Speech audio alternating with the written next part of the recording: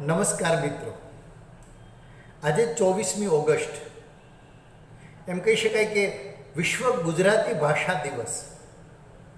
નર્મદની સ્મૃતિમાં આપણે એટલે કે ગુજરાતીઓ ગુજરાતી ભાષાને વિશ્વ કક્ષાએ સ્થાન અપાવવા અને નર્મદને એ નિમિત્તે યાદ કરવા જે આ દિવસ ઉજવી રહ્યા છીએ એનો આનંદ છે. ગુજરાતી હોવાનું એનું ગૌરવ પણ છે. સદનસીબે આજના દિવસે ગુજરાત સાહિત્ય અકાદમી અને એના સૂત્રધારો એટલે કે પ્રમુખ શ્રી આદરણીય વિષ્ણુભાઈ પંડ્યા અને મહામાત્ર શ્રી હિંમતભાઈ ભાલોડિયાએ આજના દિવસે અકાદમીના માધ્યમથી આ વ્યાખ્યાનનું આયોજન કર્યું અને એ નિમિત્તે નર્મદને શ્રદ્ધાંજલિ આપવાનો જે ઉપક્રમ સેવ્યો એનો પણ આનંદ અને પ્રારંભે જ આભાર માની લઉં છું. નર્મદની વાત કરીએ એટલે આપણને એમણે અવસાન સંદેશમાં લખેલા શબ્દો આપણે ચિત્તમાં જાગૃત થાય કે વીર સત્યને રસિક ટેકી પણ અરીપણ ગાશે દિલથી. જી હા સાહેબ, નર્મદની વીરતા, સત્ય માટેનો આગ્રહ અને ટેકીલા પણ ડગલું ભર્યું તે ના હઠવું એમનો નિબંધ આપણને યાદ આવી જ જાય. નર્મદના વ્યક્તિત્વના પાસાને પ્રત્યક્ષ કરાવતી આ પંક્તિ નર્મદની સાચી ઓળખ છે. અને એવી બીજી સાચી ઓળખ એમની કવિતા, એમનો નિબંધ, એમની આત્મકથા અને એમણે જે કોષ તૈયાર કર્યા એ છે. સાહેબ, ગુજરાતી ભાષા માટે નર્મદે જે કર્યું છે એ અપૂર્વ, અનન્ય અને અવિસ્મરણીય ગણી શકાય. અને માટે જ આપણે એ અર્વાચીનોમાં આદ્યો હોવા છતાં એમને આપણે વીર પુરુષ કહીએ છીએ, સત્ય પુરુષ કહીએ છીએ, રસિક જન કહીએ છીએ. આમ તો પ્રેમ શૌર્ય એમનું ઉપનામ. પેલું પંક્તિ આપણને આ શબ્દ નિમિત્તે યાદ આવી જાય કે ધ્વજ પ્રકાશ છે જળ કસુંબી, પ્રેમ શૌર્ય અંકિત, તું ભણવ ભણવ નિજ સંતતિ સૌને, પ્રેમ ભક્તિની રીત. હા, જય જય ગરવી ગુજરાત. નર્મદે ગુજરાતનો આ રીતે જયકાર ગુજરાતી કવિતામાં પહેલી વાર કર્યો છે. અને એ નાતે પણ ગુજરાતી હોવાના કારણે આપણે આ દિવસે નર્મદને યાદ કરવો પડે. માતબર લખ્યું, અઢળક લખ્યું, ધોધમાર વર્ષો છે આ નર્મદ. કવિતામાં, નિબંધમાં કે આત્મકથામાં. સાહેબ, આ એમનું પહેલું પગલું હતું આ બધા ક્ષેત્રમાં.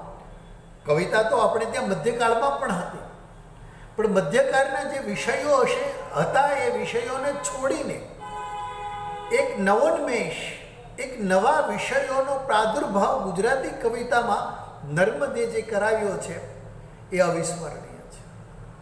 ગુજરાતી ભાષામાં આત્મકથા પહેલી આપનાર નર્મદ છે, પહેલો કોષ આપનાર નર્મદ છે સાહેબ. એટલે નર્મદે એમના નિબંધોથી ગુજરાતી ગદ્યને ઘડ્યું, એમની કવિતાથી ગુજરાતી ભાષાને એક નવા વિષયો આપ્યા અને કોષ દ્વારા ગુજરાતી અને ગુજરાતીઓને એક નવી દિશા ચીંધી. આ કામ કંઈ નાનું સૂનું નથી, એકલા હાથે કરેલું. અને આયુષ્ય પણ કેટલું સાહેબ, 52 વર્ષ ને 6 મહિના.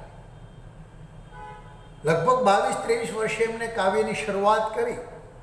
ત્યારથી ગણો તો ખૂબ ઓછા વર્ષો એમણે કામ કર્યું છે. લગભગ 30 વર્ષ એ સાહિત્યમાં રમમાણ રહ્યા. જીવનના છેલ્લા શ્વાસો સુધી આ માણસ સાહિત્ય માટે જીવ્યો એમ કહી શકાય. એની ઓળખ આજે આપણે કહીએ તો એમના થોડા યાદગાર કાવ્યો કે એમના નિબંધો તરત આપણી સ્મરણે ચડે.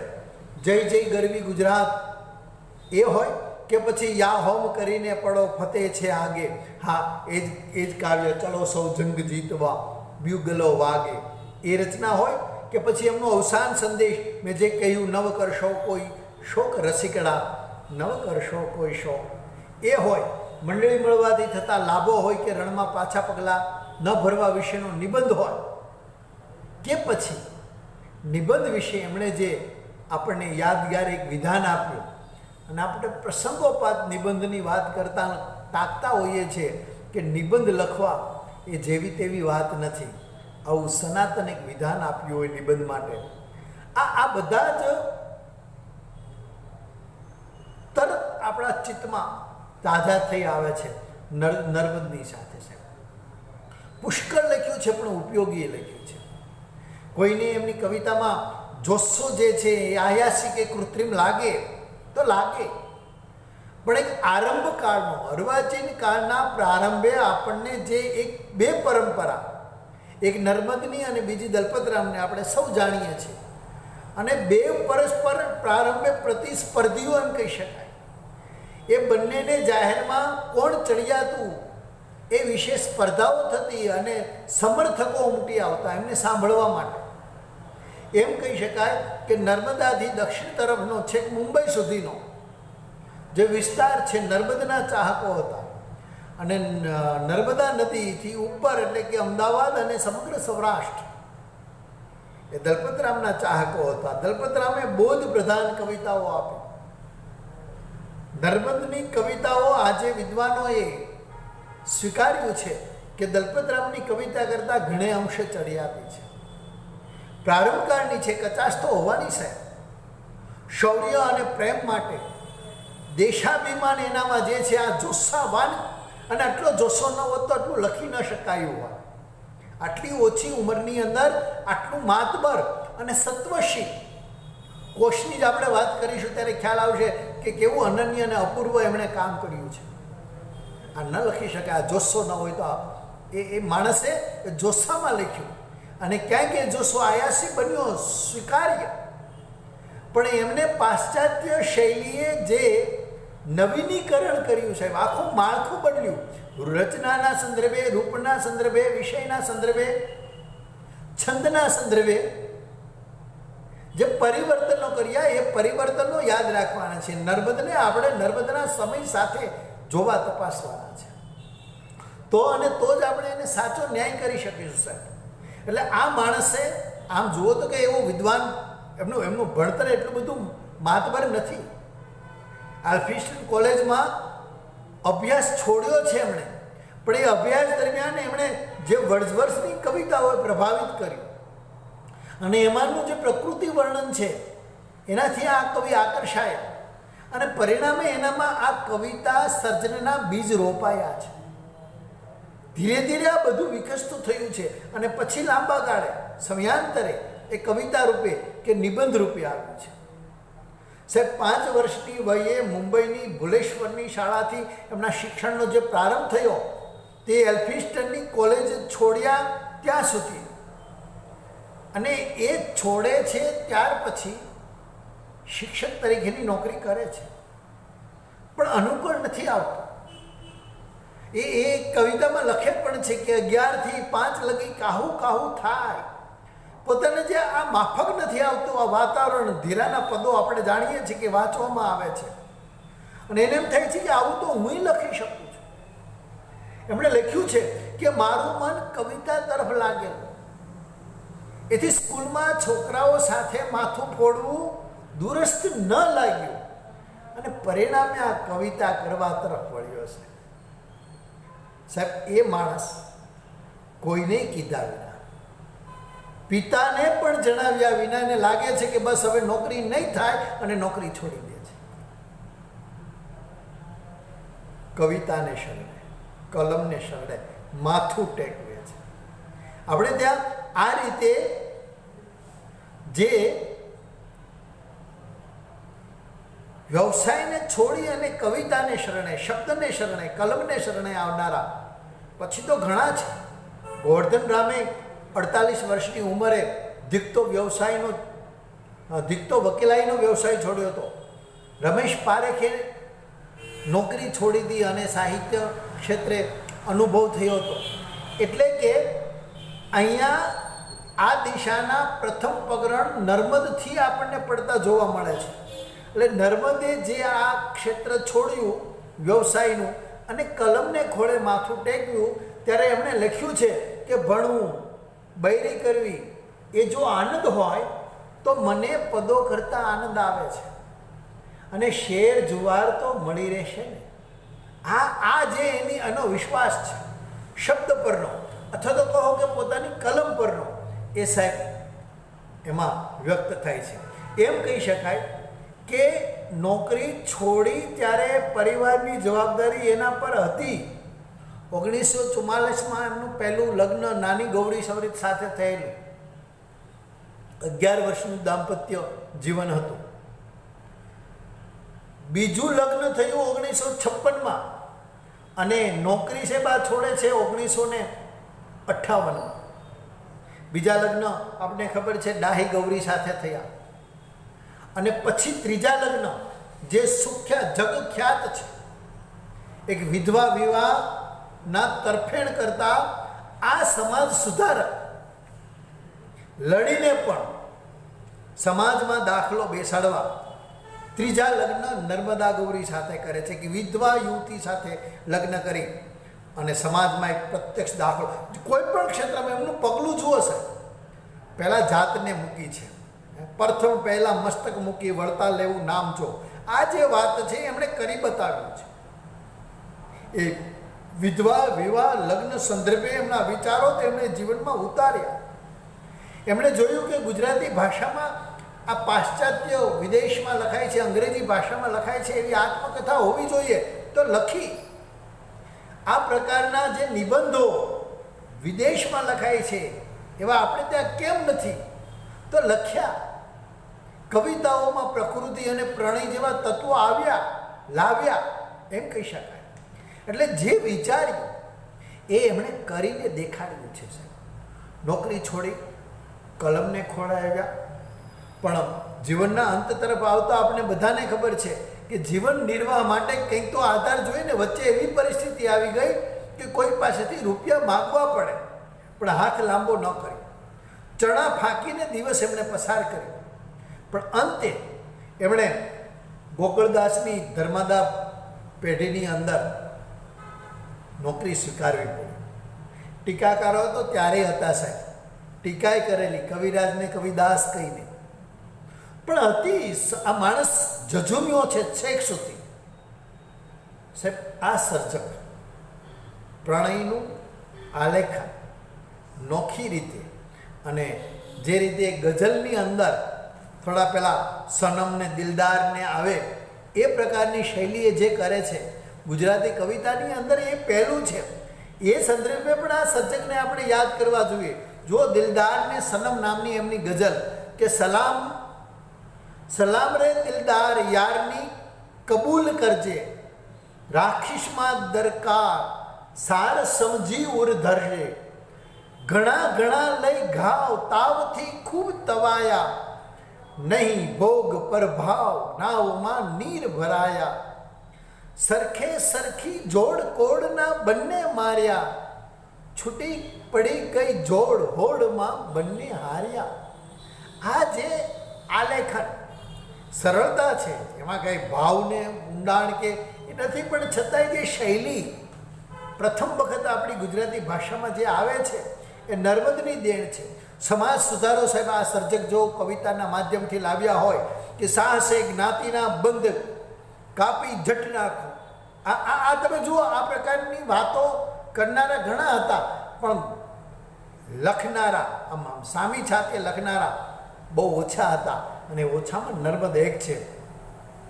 સાહસે જ્ઞાતિના બંધ કાપી જટ નાખો, સાહસે જાઓ પરદેશ બીક ના રાખો, સાહસે કરો વેપાર જમે બહુ લાખો, સાહસને તજી પાખંડ બ્રહ્મરસ ચાખો, સાહસે નર્મદા દેશ દુઃખ સૌ લાગે, યા હોમ કરીને પડો ફતેહ છે આગે. સાહેબ જે પાખંડ છે ધર્મમાં એમણે ખુલ્લા પાડ્યા છે. સાહસ માટે પરદેશ જવા પર જે પ્રતિબંધ હતો એની સામે આ માણસે આ એકલા હાથે લડ્યો છે. સમાજ સુધારા, સમાજનું હિત એના હૈયે વસેલું છે. અને પરિણામ જ એના નિબંધની અંદર એ પેલી તીખી બોલી, જુસ્સો કહો તો જુસ્સો, એ તીખી અને સાચી બોલીનો એક પ્રચંડ જોશ, એક આવેગ તમને જોવા મળે છે. ધર્મને નામે જે પાખંડ ચલાવે છે એવા ધર્મગુરુઓને ખુલ્લા પાડવાના નિબંધમાં જુઓ સાહેબ, સુરાઓ ઉઠો, કસાઈ પાસેથી ગાયોને તો છોડાવી, પણ તમારા ઘરના રતન જેવા બૈરા છોકરાને તમારી આંખ આગળ કેમ ધરવો છો? તમે ધર્મના નામે ભૂલમાં ભોળવાઈ ગયા, આમ કહેનારો નર્મદ પહેલો છે. સરકારી ભ્રષ્ટાચારની સામે સાહેબ આ માણસે લાખ કરી છે દાંડિયા દ્વારા. એમણે લખી, એમના મોટાભાગના નિબંધો આપણને ખબર છે કે દાંડિયો જે છે એમણે મેગેઝિન શરૂ કરેલું એ 1864-65 એ માધ્યમથી આ બધું આવ્યું. એ સરકારી ભ્રષ્ટાચારીઓ સામે જેમણે આંખ કરતા લખ્યું કે જાગતા રહેજો, દાંડિયો આજકાલ તમારા લાંચ રૂશ્વતના કામથી વાકેફ થતો જાય છે. નિર્લજ, તમે ઓફિસમાં છડેચોક લાંચ માંગો છો. લુચ્ચાઓ, વહેલા સમજી ડાયા થાઓ, નહીં તો તમારા આવરદાની દોરી તડતડ બોલે છે, એમ કહીને ચેતવણી આપે છે. આ માણસે દાંડિયો સામિક દ્વારા જે સામાજિક બદીઓ હતી, જે ત્રુટિઓ હતી, જે કુરિવાજો હતા, દંભ હતા, પાખંડ હતા, લાંચ રૂશ્વત હતા, એની સામે કલમ ઉઠાવી છે. આ માણસે ખર્ચાળ લગ્નો વિશે લખ્યું છે અને એને આવા ખર્ચાળ લગ્નોને એમ કીધું કે આ વધારા પડતા જેમની પાસે પૈસા છે એનો નઠારો આડો તોડો આ ખર્ચ છે દેખાવ માટેનો. તો એ ખર્ચ ન કરતા એ પૈસાને પરમાર્થમાં વાપરવાના પણ એ આ નર્મદ જણાવે છે.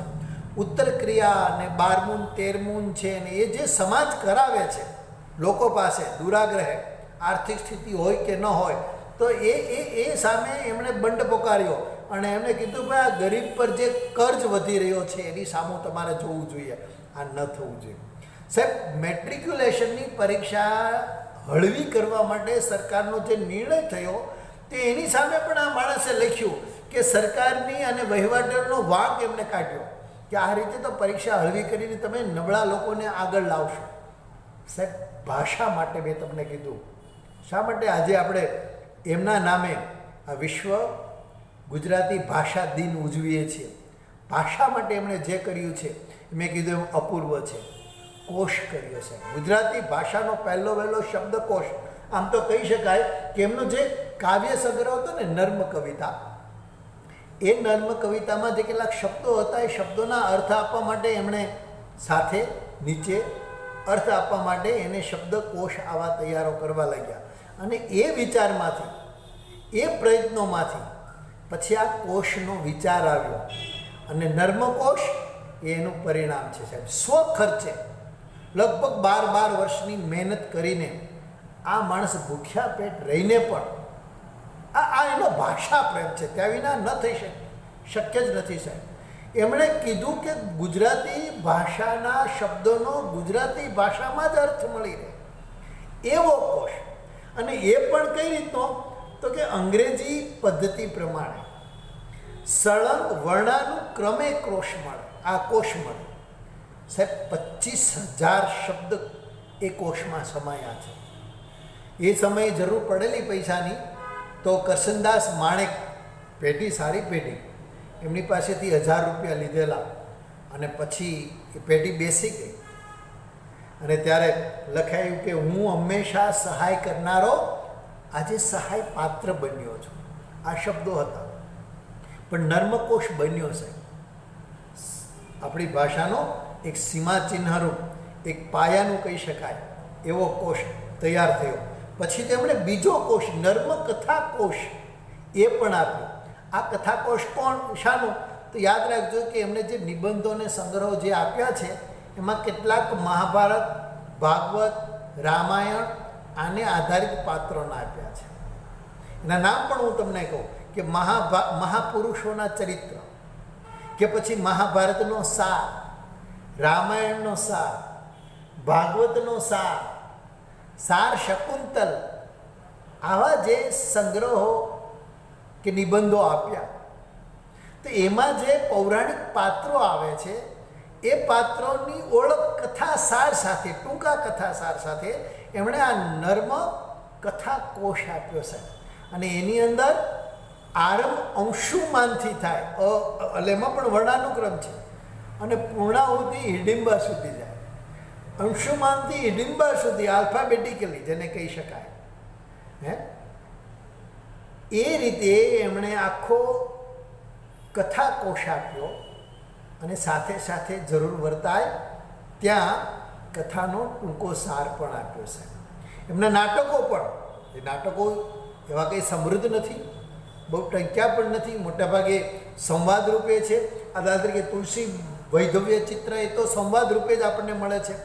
પણ ધર્મને કેન્દ્રમાં રાખીને એમણે જે રામ જાનકી દર્શન આપ્યું, દ્રૌપદી દર્શન આપ્યું, બાલકૃષ્ણ વિજય આપ્યું, કે સીતાહરણ જેવું નાટક આપ્યું, એ એમની નાટ્ય યાત્રાના પ્રારંભિક પડાવ રૂપે આપણે જોઈ શકીએ.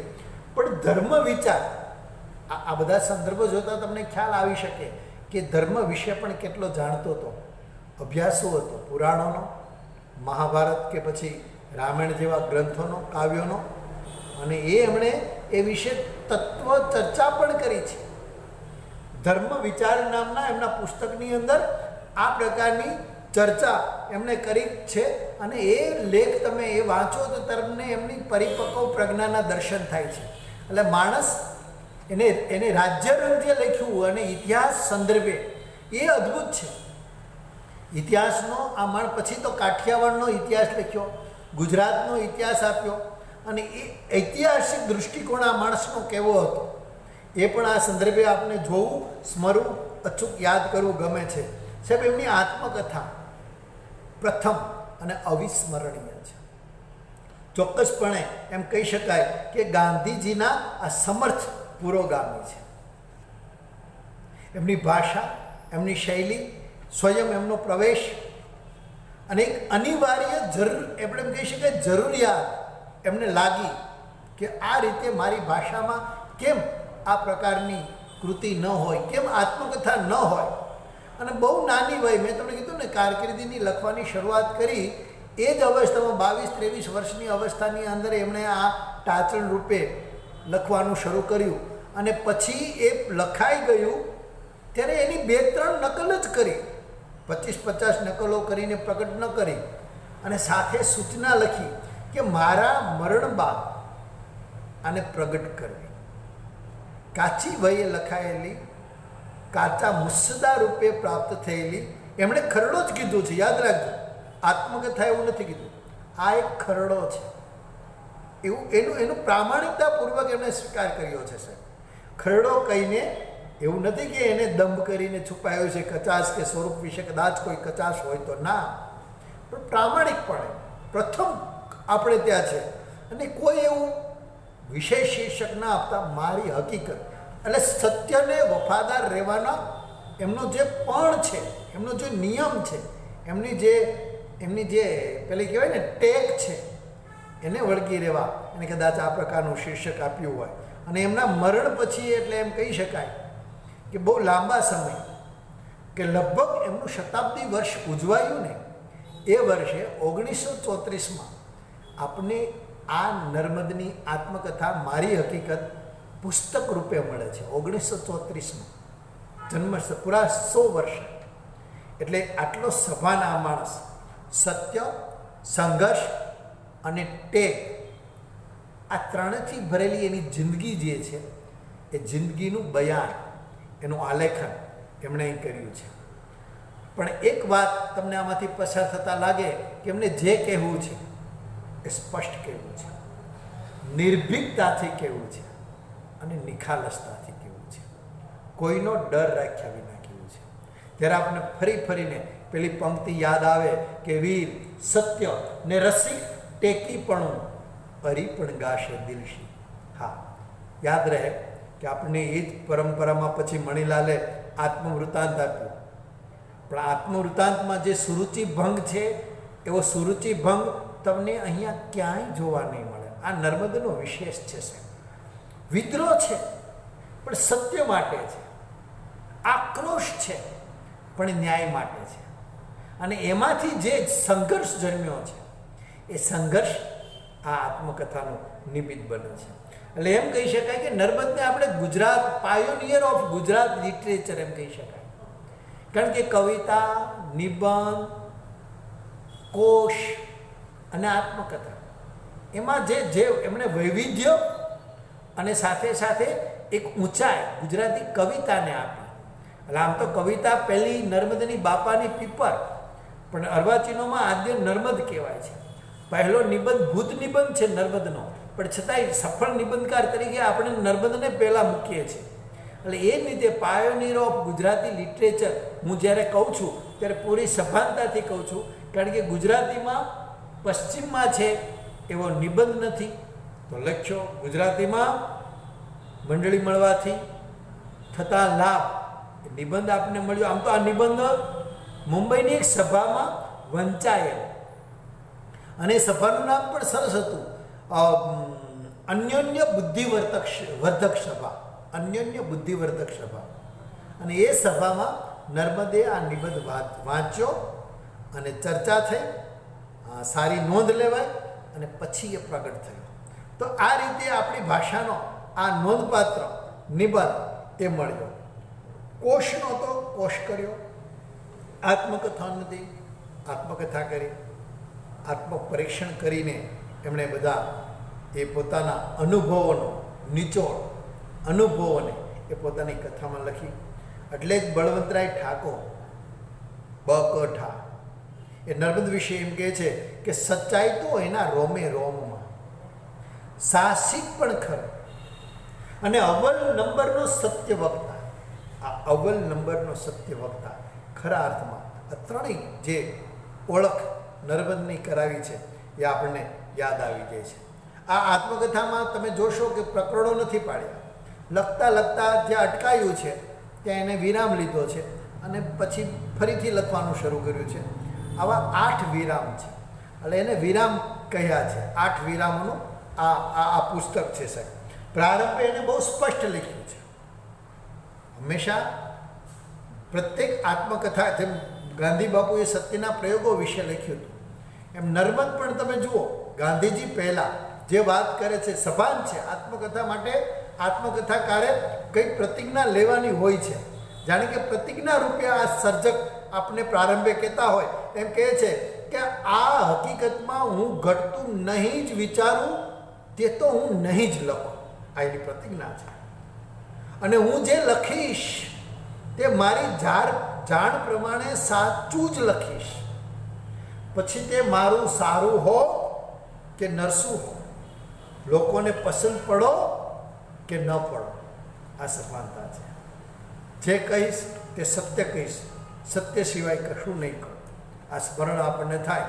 આ નર્મદે વર્ષો પહેલાં આત્મકથા લખતા પૂરી સભાનતાથી આ વિધાન કોટ કર્યું છે. પછી તો સાહેબ નર્મદ વિશે કેટલાક સંપાદનો થયા. આપણને વિશ્વનાથ મગનલાલ ભટ્ટનું વીર નર્મદ એક ચરિત્ર કહી શકાય, જીવન ચરિત્ર એ મળે છે.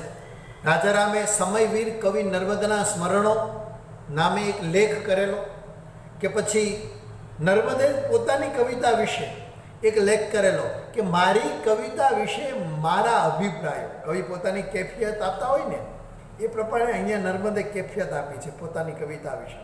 તો નિબંધમાં પણ એ નોખો મેં તમને કીધું ત્યારે એનો આરંભ મને ગમે છે. આમ જાણે કે ડાયલોગ કરતો હોય, ડાયરેક્ટ આપણી સાથે વાર્તાલાપ કરતા હોય ને એ રીતે કે છે, ઓરે મારા દેશીજનો, ત્યાંથી શરૂઆત થાય છે.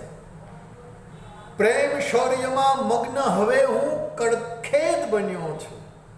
એમ કહીને પોતાને ગુજરાતી ભાષાનો એક સેનાની, એક કડખેદ તરીકે એ ઓળખાવે છે. ઉત્તરવયે પછી એનામાં થોડું ચેન્જીસ થાય છે.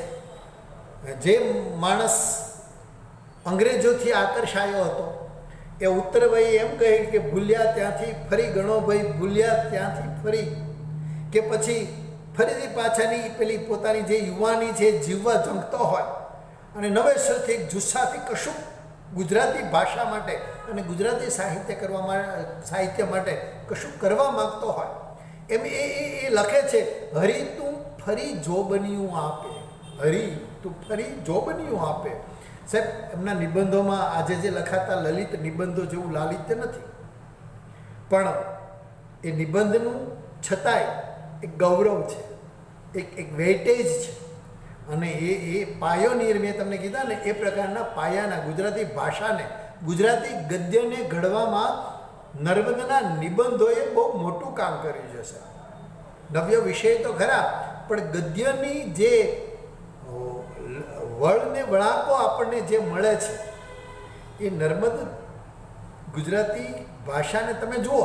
તમે મધ્યકાળથી સીધા જ નર્મદ પાસે આવો છો તો ગુજરાતી ગદ્ય જે રીતે ઉચકાતું, પછી તો સીધું જ આપણને પંડિત યુગમાં ઉચકાયેલું નવી નોખી રીતે જોવા મળે છે, એ જુદી વાત છે. પણ આ માણસે કવિતા દ્વારા જે કાઠું કાઢ્યું, કવિતામાં કંઈક મર્યાદાઓ તો છે હોવાની, પ્રારંભિક છે માટે હોવાની, પણ એને કાવ્યના દ્વારા તો સમાજ સુધારો કર્યો. એનો હેતુ એ હતો કે સમાજને વાત કરવી, એક સમાજમાં દેશાભિમાન. આ દેશાભિમાન જેવો શબ્દ આપણે ત્યાં ગુજરાતી ડિક્શનરીમાં દેશ શબ્દ હતો, અભિમાન શબ્દ હતો, પણ દેશાભિમાન જેવો શબ્દ આ નર્મદે સૌથી પહેલો આપ્યો છે. એટલે આ એમનો રાષ્ટ્રપ્રેમ જેને કહેવાય ને, એ રાષ્ટ્રપ્રેમ એમની કવિતામાં અને એમના સર્જનની અંદર આપણને જોવા મળે છે.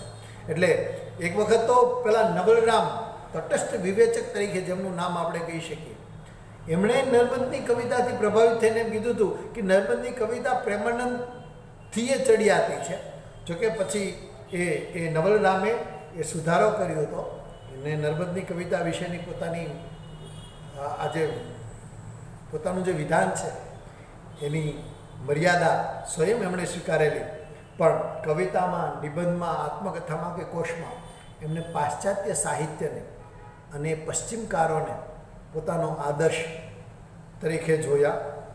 નિબંધના એ સ્ટેટલર કે પછી સ્પેક્ટેટર જેવા એ વિદેશી સામયિકો અને એમાં જે પેલા સ્ટીલ કે એડિશન લખે છે એવું લખવાની એક ઝંખના નર્મદની અને એ દિશાના એના પ્રયત્નો ચોક્કસ એમણે ગુજરાતી ભાષાનો, ગુજરાતી સાહિત્યનો આદિ પુરુષ તરીકે, અર્વાચીન ગુજરાતી સાહિત્યનો, બાકી નહીંતર નરસિંહ મહેતા થઈ જાય. આદિ પુરુષ કહેવા છે ગુજરાતી સાહિત્યના તો નરસિંહ મહેતા, પણ અર્વાચીન ગુજરાતીના આદ્ય પુરુષ તરીકે ચોક્કસપણે આપણે એમને મૂકી શકીએ. પછી નર્મ કવિતા રૂપે એમણે જે કાવ્યો આપ્યા હતા એ કવિતાને એ આપણે ખ્યાલ છે કે રમેશ શુક્લએ એમને 6 ભાગની અંદર એ સંપાદિત કર્યા છે. અને નર્મદ જે રીતે એ પોતાની સાહિત્ય યાત્રા દ્વારા પેલી પંક્તિ પાછી આપણને યાદ આવે અવસાન સંદેશની કે યથાશક્તિ રસપાન કરાવ્યું, સેવા કીધી બનતી. એમની શક્તિ અને એમની મતિ પ્રમાણે એને રસપાન તો કરાવ્યું, સાહિત્યની અને ગુજરાતની એવી નોંધપાત્ર સેવા પણ કરી. મિત્રો, આ આપણા સર્જક, આ આપણા નિબંધકાર, આ આપણા કવિ. એમના નિબંધોના થોડા શીર્ષકો પણ આમ તો વાત ઘણી થઈ શકે, પણ સમયની મર્યાદા નડે છે. પણ એના નિબંધોના શીર્ષકો મેં તમને કીધા હતા, મંડળી મળવાથી થતા લાભ કે પછી રણમાં પાછા પગલાં ન ભરવા વિશે. સિવાયના તમે જુઓ, વ્યભિચાર નિષેધક, સ્વદેશાભિમાન, મુવા પછવાડે રવા કૂટવાની ઘેલાય, નિરાશ્રિત પ્રત્યે શ્રીમંતનો ધર્મ, ગુરુ અને સ્ત્રી, ભિખારીદાસ એટલે ગરીબાઈ, વિષય ગુરુ, આવા સમાજ જાગૃતિના એટલે એ કડખેદ જે એમને જે કીધો ને એ ખરા અર્થમાં કડખેદ છે. આ સર્જક એ રીતે જીવશે. ગુજરાતી, અર્વાચીન ગુજરાતી ભાષાના પ્રથમ પુરુષ તરીકે એમને જે માન અને સ્થાન મળ્યું છે યથાર્થ અને યોગ્ય છે.